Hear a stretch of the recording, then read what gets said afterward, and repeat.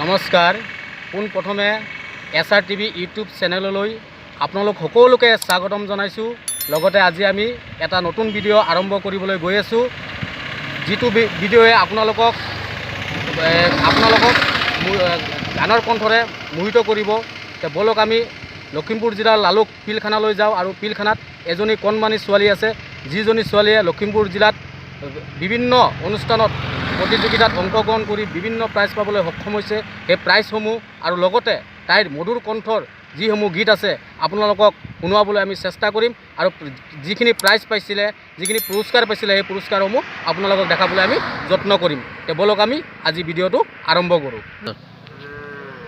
লগতে আপোনালোক সকলোৱে আমাৰ এই SRTV চেনেলটোক ছাবস্ক্ৰাইব কৰিব আৰু লগতে শ্বেয়াৰ কৰিব, আৰু নতুন নতুন ভিডিঅ' এই SRTV চেনেলটোত আপোনালোকে চাই থাকিবলৈ পাৰিব। ধন্যবাদ।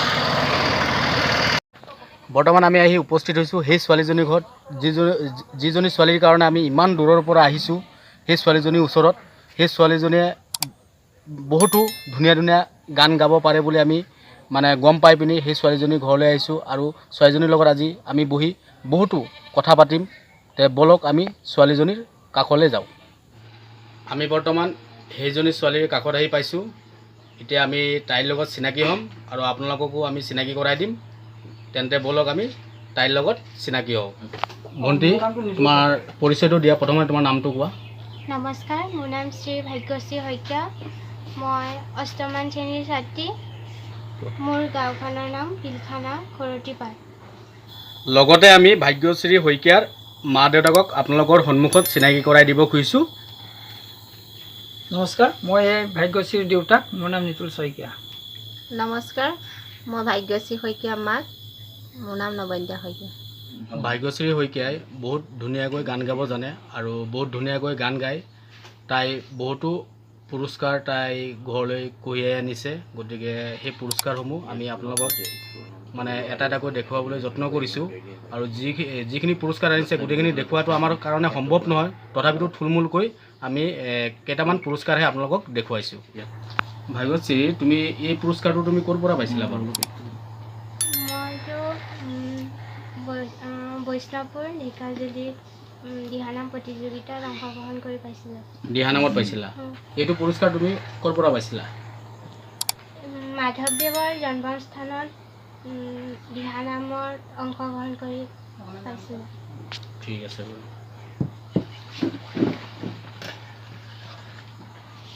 এইটো পুৰস্কাৰ তুমি ক'ৰ পৰা পাইছিলা আৰু কিহত পাইছিলা? এইটো দিহানামতে অংশগ্ৰহণ কৰি পোৱা শান্তিপুৰ মাজগাঁৱত না? এই পুৰস্কাৰটো ক'ৰ পৰা পাইছিলা তুমি? মইতো লালুক বিক্ৰমঘাট বালিগাঁৱত বিহু নৃত্য প্ৰদৰ্শন কৰি পাইছিলোঁ। লগতে ভাগ্যশ্ৰী শইকীয়াই গান গাই বহুতো প্ৰশংসাপত্ৰ আৰু চাৰ্টিফিকেট পাইছে। সেই চাৰ্টিফিকেটসমূহ আৰু প্ৰশংসাপত্ৰসমূহ আপোনালোকক এটা এটাকৈ দেখুৱাবলৈ আমি যত্ন কৰিছোঁ। যিহেতু বহুতো চাৰ্টিফিকেট আৰু প্ৰশংসাপত্ৰ আছে, সেই গোটেইখিনি দেখুওৱাটো আমাৰ কাৰণে সম্ভৱ নহয়। তথাপিতো আমি যিমান পাৰোঁ আমি আপোনালোকক দেখুৱাবলৈ যত্ন কৰিছোঁ।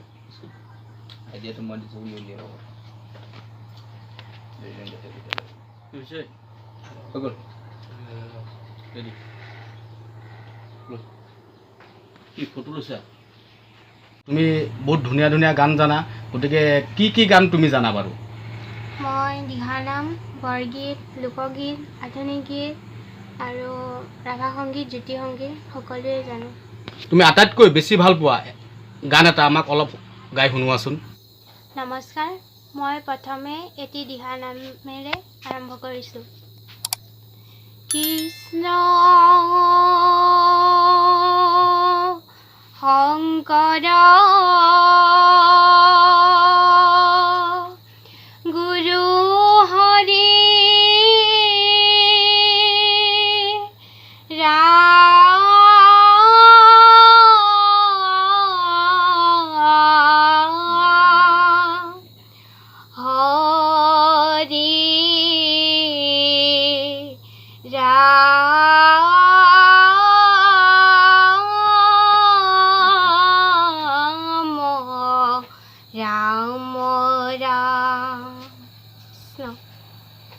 মাধব দেবে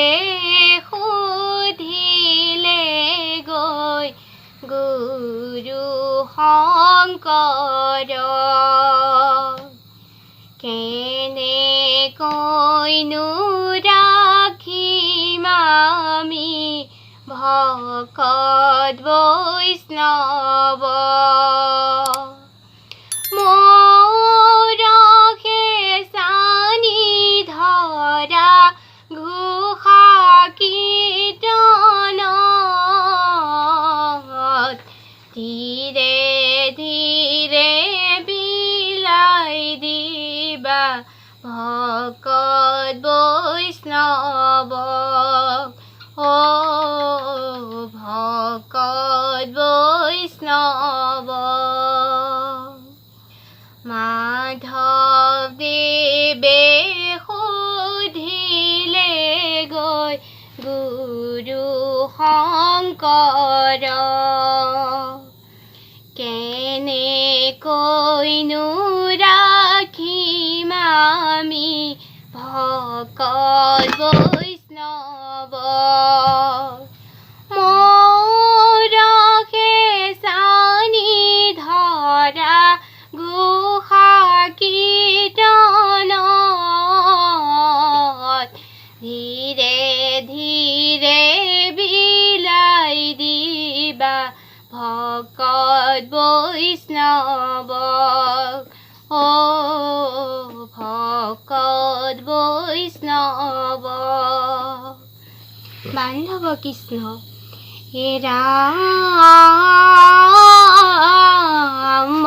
ৰাম ভজ মন কপটতে জিয়া হৰি পাৱে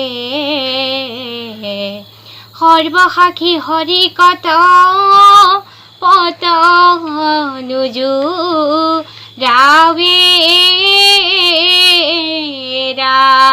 বান্ধৱ কৃষ্ণ গোপাল গোবিন্দ ৰাম বোল পাপি মন অন্যায়ন কৰ লগে সাক্ষী চৈধ্য জনয়েৰা বান্ধৱ কৃষ্ণ ও হে গুৰুজন ভৱ নদী পাৰ কৰি নিয়া হে গুৰুজন ভৱ নদী পাৰ কৰি নিয়া কীৰ্তন সংঘোষা অমৃতৰে ভৰা নৌকা ৰত্নাৱলী দীঘলীয়া বঠা হে গুৰুজন ভৱ নদী পাৰ কৰি নিয়া হে গুৰুজন ভৱ নদী পাৰ কৰি নিয়া ও হে গুৰুজন ভৱ নদী পাৰ কৰি নিয়া হে গুৰুজন ভৱ নদী পাৰ কৰি নিয়া কীৰ্তন সংঘোষা অমৃতৰে ভৰা নৌকা ৰত্নাৱলী দীঘলীয়া বঠা হে গুৰুজন ভৱ নদী পাৰ কৰি নিয়া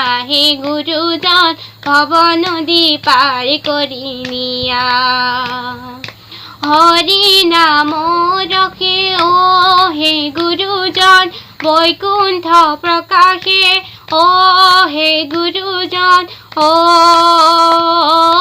প্ৰেমৰ অমৃতৰ নদী হে গুৰুজন ভৱ নদী পাৰ কৰি নিয়া হে গুৰুজন ভৱ নদী পাৰ কৰি নিয়া হৰি ৰাম ৰাম ৰাম ৰাম হৰি ৰাম ৰাম ৰাম ৰাম ৰাম হৰি ৰাম ৰাম ৰাম ৰাম হৰি ৰাম ৰাম ৰাম ৰাম ৰাম মধুদান বদাৰণ দেৱ বৰম বৰবাজিত লোচন চক্ৰধৰ হৰি ৰাম ৰাম ৰাম ৰাম হৰি ৰাম ৰাম ৰাম ৰাম ৰাম ধৰণী ধৰ ধাৰণ দেৱ পৰম পৰমাৰ্থ বিদ্যা শুভ নাশ কৰম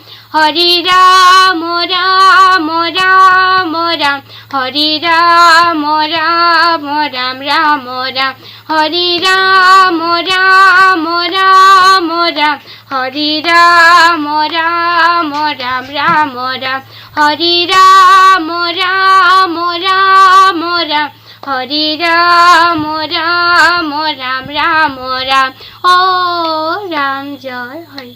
নমস্কাৰ। মই এতিয়া আধুনিক গীতকে গাইছোঁ।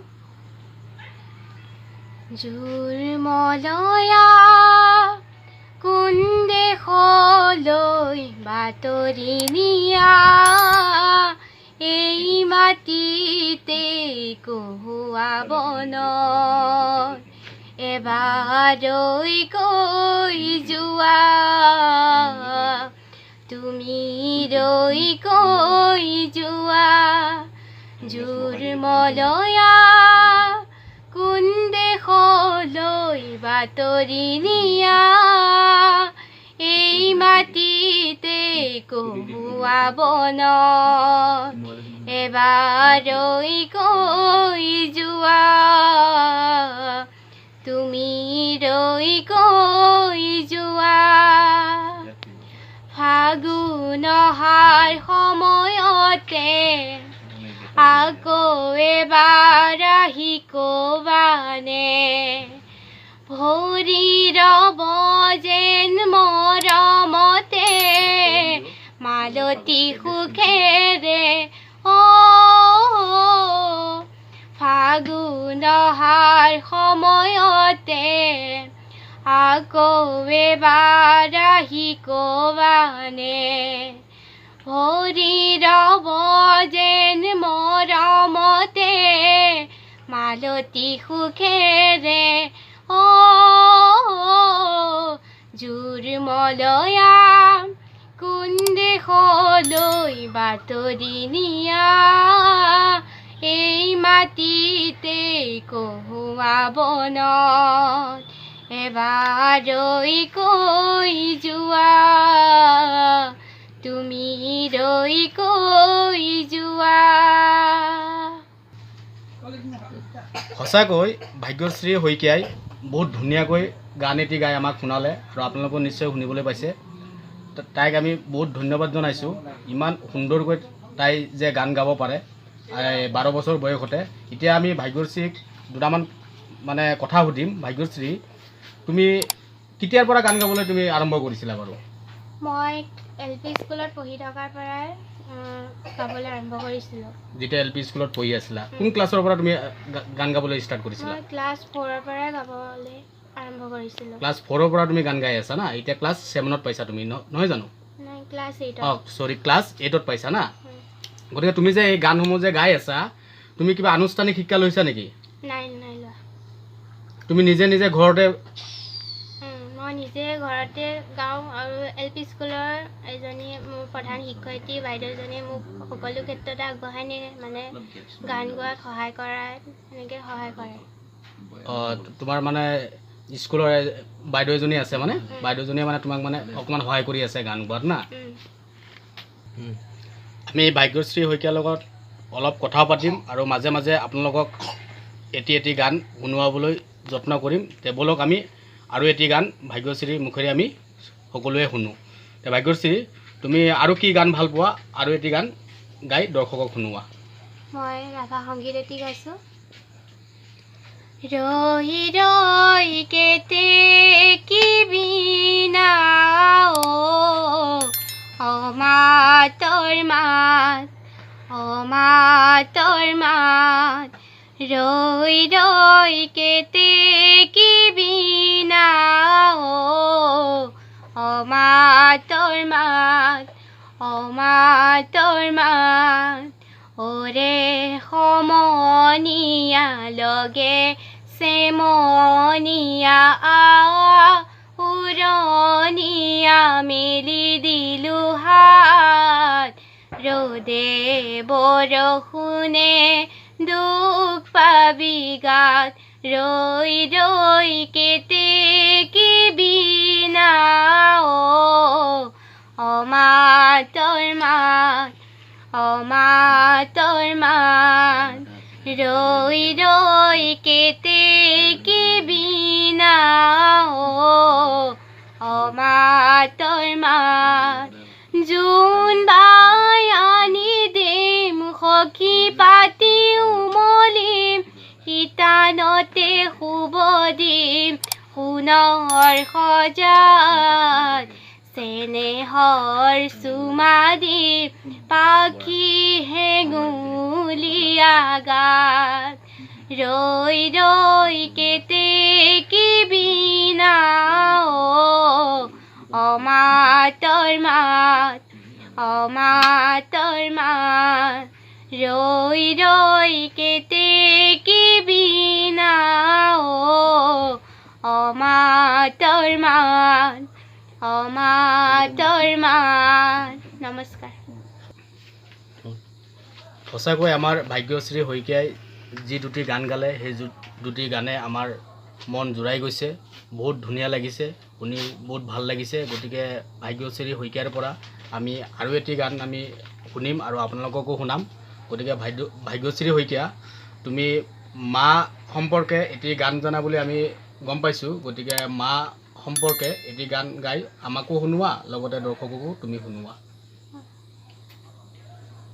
মা মোৰ আছিলে লোকৰে বনে কৰা, পিতায়ে পঢ়াইছিলে কৰিনো দিন হাজিৰা, নাছিলে কোৰে আকাল নেথাকিলেও ধনৰ ভঁৰাল, মা দেউতাৰ মৰমে আছিল মোৰে সাৰথি, গণেশগুৰিৰ বিস্ফোৰণে দুয়োক নিলে কাঢ়ি, গণেশগুৰিৰ বিস্ফোৰণে দুয়োক নিলে কাঢ়ি, মা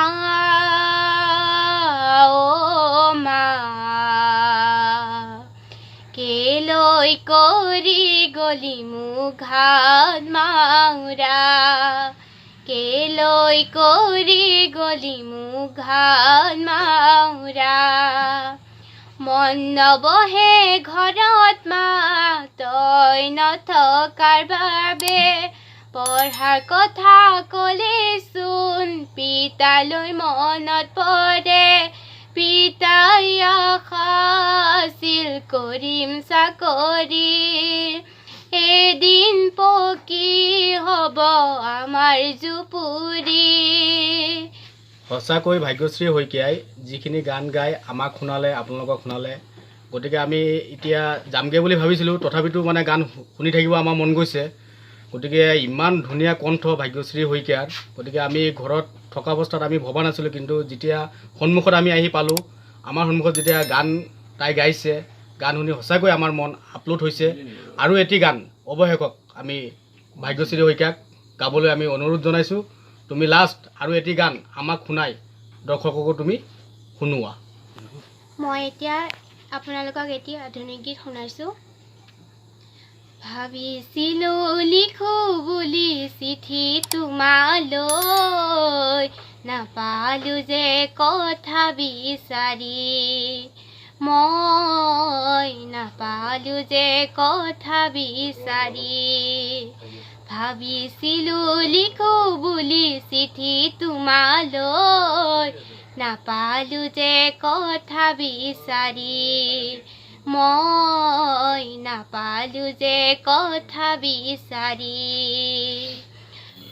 সঁচাকৈ আমি ভাগ্যশ্ৰী শইকীয়াক বহুত বহুত ধন্যবাদ জ্ঞাপন কৰিব লাগিব, যিহেতু তাই ইমান কম বয়সতে অষ্টম শ্ৰেণীত পঢ়ি তাই ইমান সুন্দৰ কণ্ঠ লৈ ইমান ধুনীয়াকৈ বহুতো গীত আমাক তথা আপোনালোকক শুনোৱালে।